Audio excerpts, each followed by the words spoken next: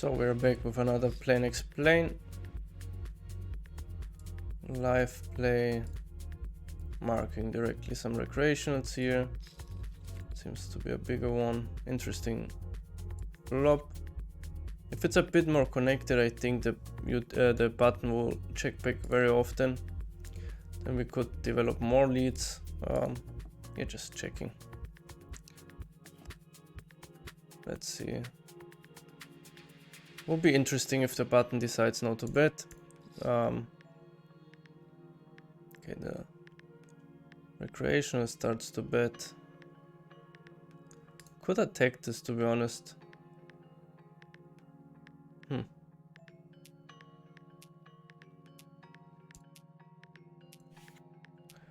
Pretty weak sizing. And the button has a difficult decision then when even if he turns a king. I think I like it to attack this weak sizing from the recreational. I think that is very important. They play very often just their hand. Sometimes they would trap there's something stronger, but not often enough, let's say.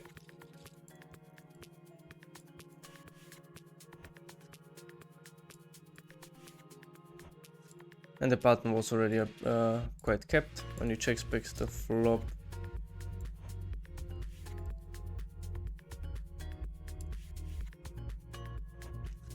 Six-five off will be, I think, like a mix, especially with the rake.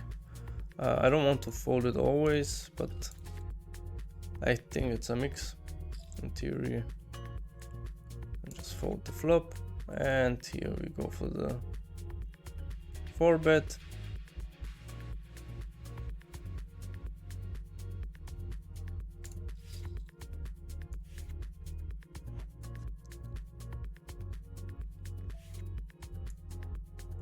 King 9 off.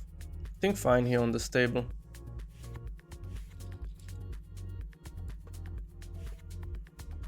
Ace 2's off, also fine on the table.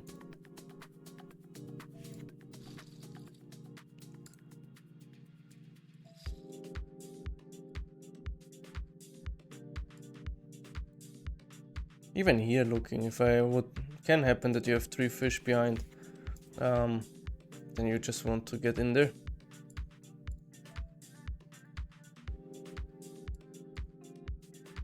Here we want to call recreation on the big blind. Again, this like kinda, yeah, but what the recreationals really like is to bet for information. They'll just donk out small and just to see what you're doing. It's just attack. The UTG is pretty kept already. And we have clean outs, so even if we get called here, we can turn a 6, which is clean. A 7 would be not so clean because 10-9 will be quite often in his range, and when he calls the raise, and then when I hit my set, for example, then we would have reverse implied odds, but because we are short, it doesn't matter too much. It would be more a thing if we would be 100 or more big blinds deep. Now we just check back, and it will be interesting if he bets the river. I would rather like to see a bet than a check, to be honest. Would mean that he has more often this 10-9 type hand, queen 10. Here we sometimes call, this time we fold, and yeah, we just check and lose to a check. No, he's very passive, so fine. Anyway, worked out. So yeah, you see, like, even you get to the showdown after racing. Even if they call, doesn't mean that you lose the pot.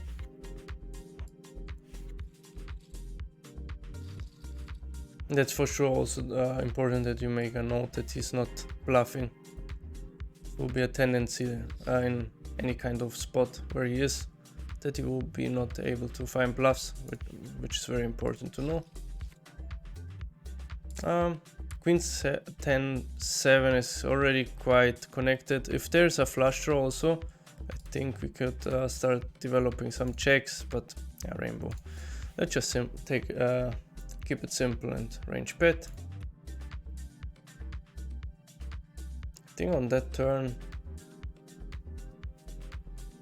I think we need to sometimes bluff it, but not always. Not really over betting. Jack 9 gets there, 9-6 gets there, so just 3/4 without club. I think I would give up pretty often.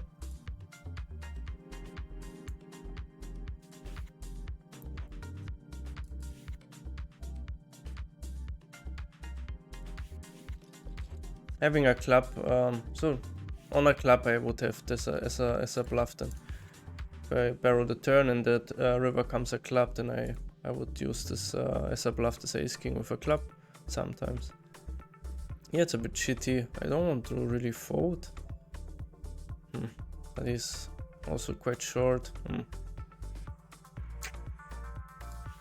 Ugly. If he's a bit deeper, then I would continue, because he will have often just a flush draw, queen 10, king queen.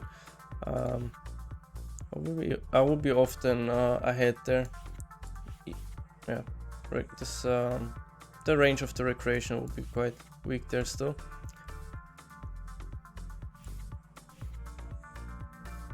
If you would make it 1/3, then for sure I would have called. If you would be deeper, then that I have more implied odds if I on like backdoor, when I hit the backdoor flush, or for example when I hit the ace or king, then I would also be more inclined to call. Here he would be probably checking range, this guy here on that flop, so we need to be careful that we don't overstep. This will be a hand that is frequency, like very low frequency bet. I don't think we should always check it, but we read as a step, of course. 6x, 7x. Versus half pot, I think we can get away folding. 1/3 would be a bit closer, then I need to defend. So yeah, probably also versus half pot we need to start defending. Maybe low frequency descent. We'll get close.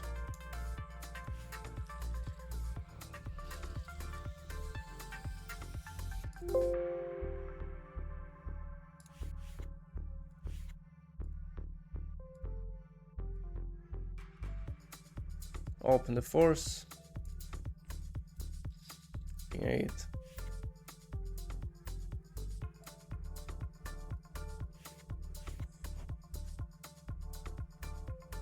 Versus the small blind, we want to be a bit more polarized, but here we have also like 6s, 7s, 8s that don't want to always check here. I think it's fine to use like a mixed strategy, but not huge sizing, to keep to be able to still value bet some 6s, 7s for protection. Now we go for a raise, and here we can isolate, like raise.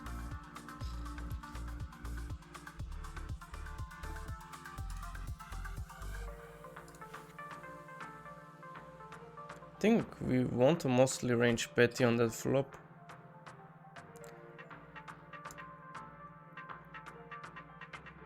Check back the turn and probably call the river. You will have quite often something like 7-8 off, 9-8 off, 7-5, 7, yeah, some random diamonds. And if you would have a very strong hand, I think he would rather go for the check raise than the bet himself. I think. Oh, like thin value makes also sense, but a very strong hand, not really.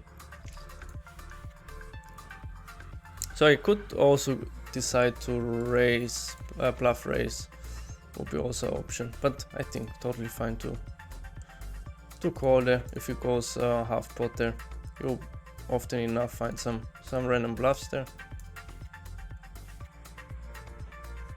And I had, I think, good unblockers to all this like 9-8, 7-8 type region.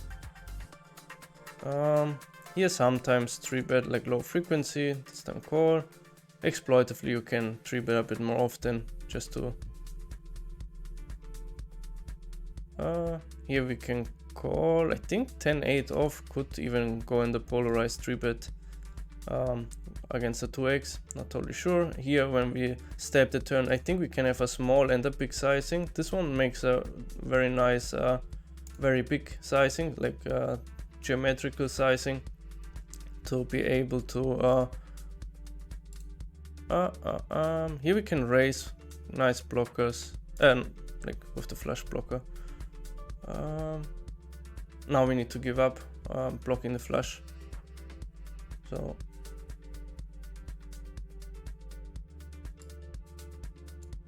blocking the flush. So this is one of the hands that I want to give up. Then on the river I have other hands to bluff through, and I could go them for huge bets on the river. That's why we go very big on the turn, to set up a shove on the river, because we want to quite often have shoves. That's a geometrical sizing, just to get to not get to fold too many hands on the turn already. You cannot go like, I don't know, 4x on the turn. It's not the most efficient sizing then. Yeah, just fold. I was just thinking. Still nothing to think of course there in the spot. Just wanted to explain the sizing on the turn.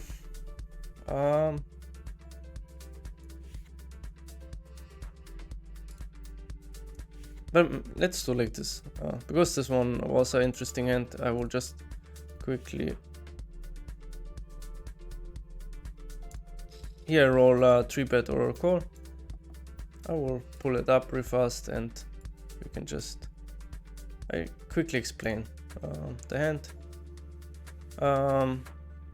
Jack 8 here can become Jack 9, of course, but Jack 8 I think already. It's a close one. I think a low frequency check raise, maybe even calling, but calling is not so great. I think not always check raising, just low frequency. Always folding seems also not correct. So yeah, here he checks back flop, so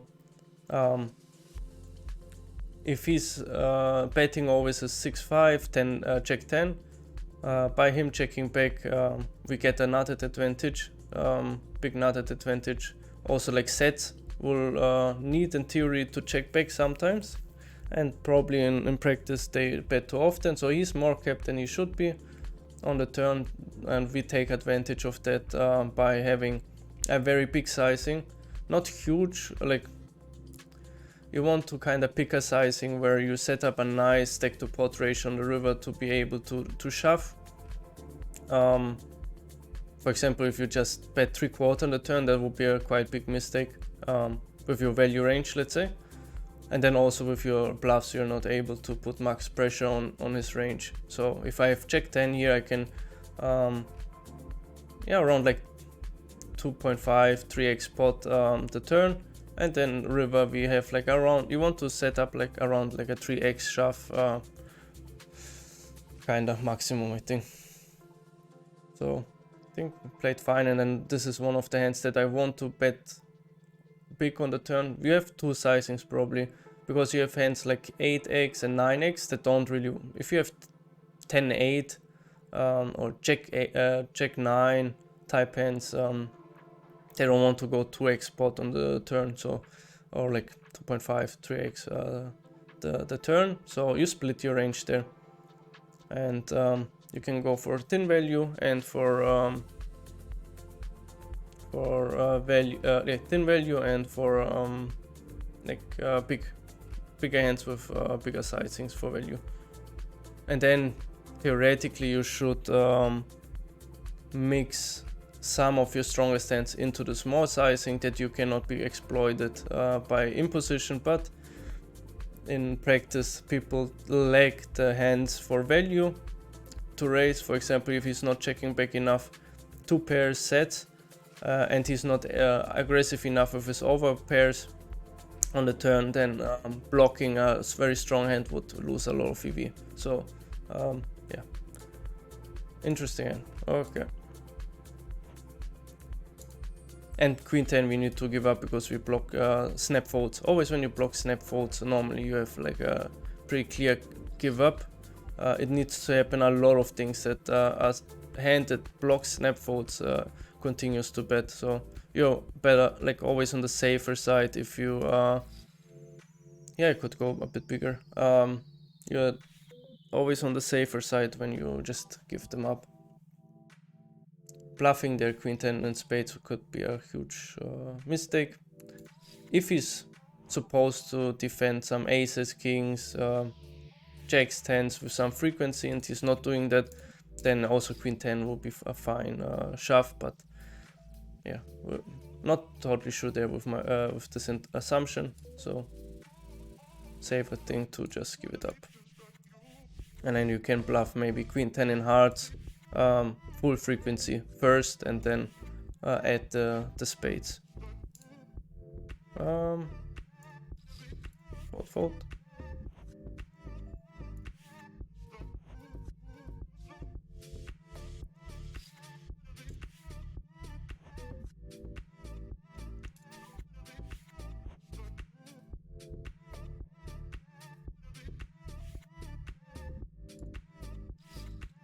Open raise the queen check off. Oop, there's a big recreational. Definitely want to isolate that one.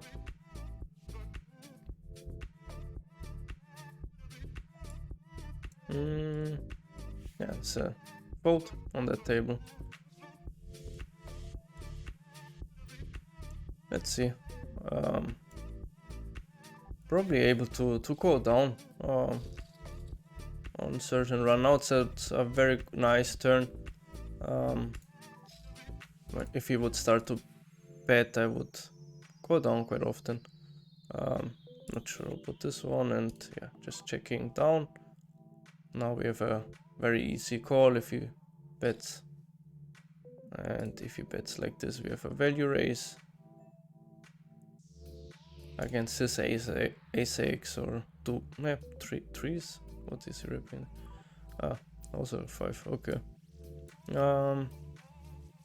Fold the king 5.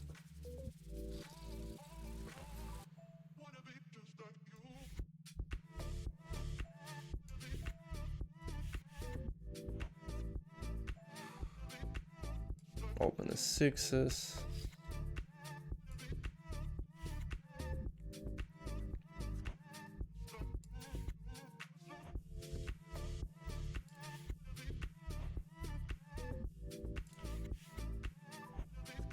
Range bet on check 7-3 rainbow, totally fine. Probably in theory it goes more for like a half pot and maybe like, I don't know, anyway like high frequency bet, and then maybe a bit bigger than the small bet. The 1/3.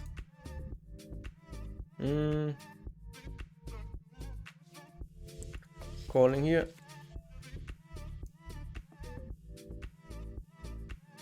With the recreation and the big blind.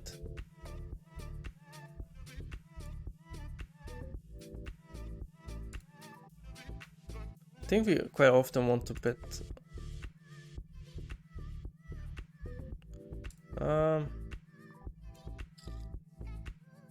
I think the 6s will bluff here pretty often. In theory, we don't really have 2s, 3s, 4s, 5s. 5s we start to have more often, and we unblock his folds like 9-8, 10-8, 10-9 type hands. Ace in general is quite good for us. The only thing that I would change now after thinking one more time is to bet pot and not overbet, because what's this we fold? I think it's more a pot turn than a overbet turn. That we can still keep betting a bit wider with our 10 ace x. For example, ace 10 would like to bet also on the turn sometimes.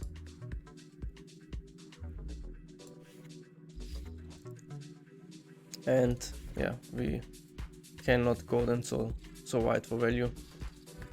if we overbet, but yeah. I like the bluff 6s as a bluff. Also, if he calls and we hit our 6, it's very, very nice implied odds. Yeah, adjust by just calling with the recreation and the big blind. Normally I would just 3-bet. Also the regulars, they play quite poorly out of position, so I'm very comfortable playing here in position with such a hand. Yeah. Interesting that he bets. Normally people go more for a range check. He decides to bet small. Looks like nines, 10s is more of a check, to be honest. Interesting. I will just start off by a call. You could do this also with something like king queen queen with a spade makes also sense to play like this. A hand that cannot really check call, but yeah.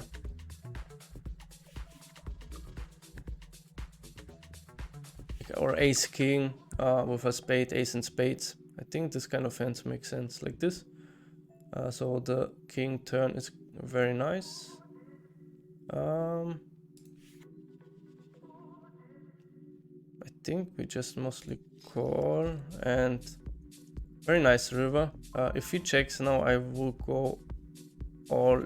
Yeah, the problem is he has aces, so all in is probably not a thing. But he has also very often this king queen ace king with a spade. Oh yeah, okay. Like now we just have a call. He value bets the ace king also, so.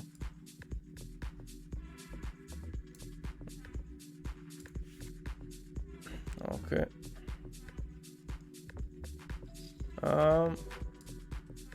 Here we 3-bet. But yeah, like already the flop bet, like I said, is a bit suspicious.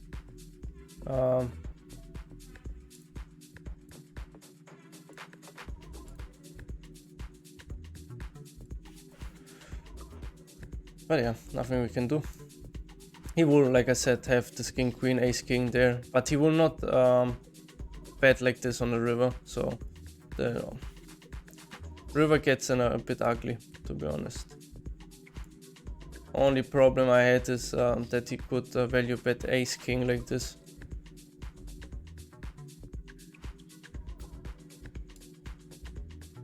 And then my fold would be terrible.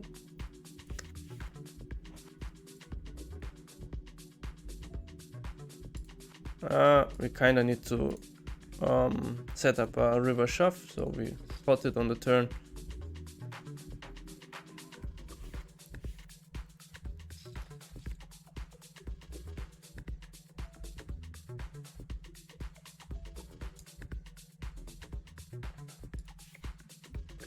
Just betting here. Probably in theory again not range betting, but in practice fine. And keep barreling, or we check and let him bluff the river. I think this is also a fine strategy. If he's checking, we go also for a bet, of course.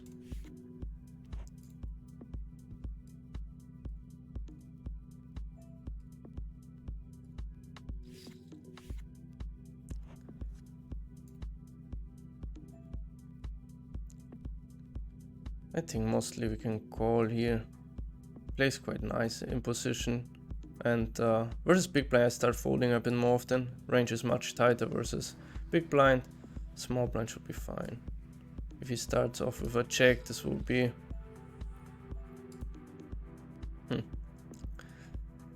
that's interesting.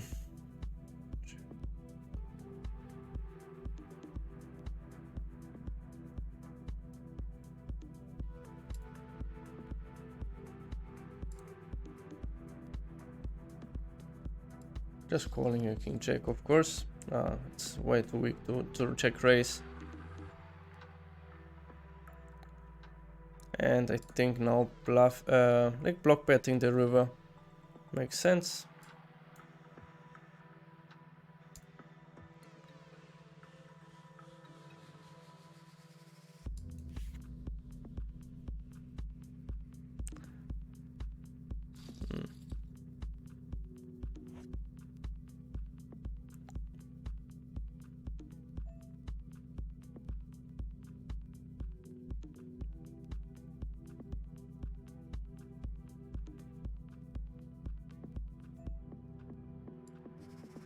Not sure if he goes for thin value raises here. We block ace king, ace jack, and we unblock tens and queens that he takes this line very often with. Okay, he goes for the thin value raise. But yeah, we block this hand. I don't mind calling there. Can overdo it. Quite easy there.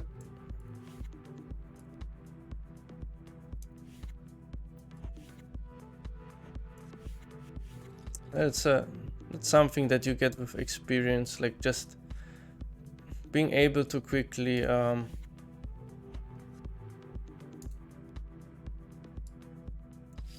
to say compare like his value range with his potential bluffs, and just to get very fast a good feeling or if he's able to easily over bluff or not, and accordingly to this you shift your frequencies.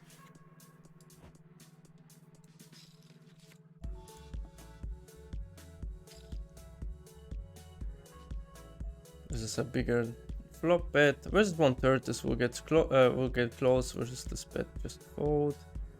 Yeah, here easy fold versus a very nitty open raise here.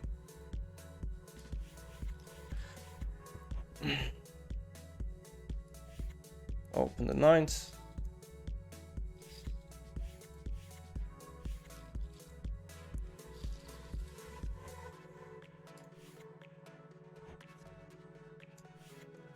Let's do a few more hands. I think that's done enough for this one.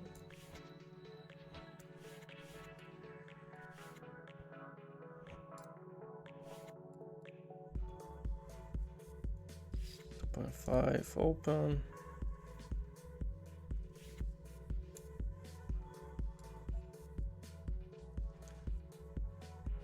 Call the 10-9.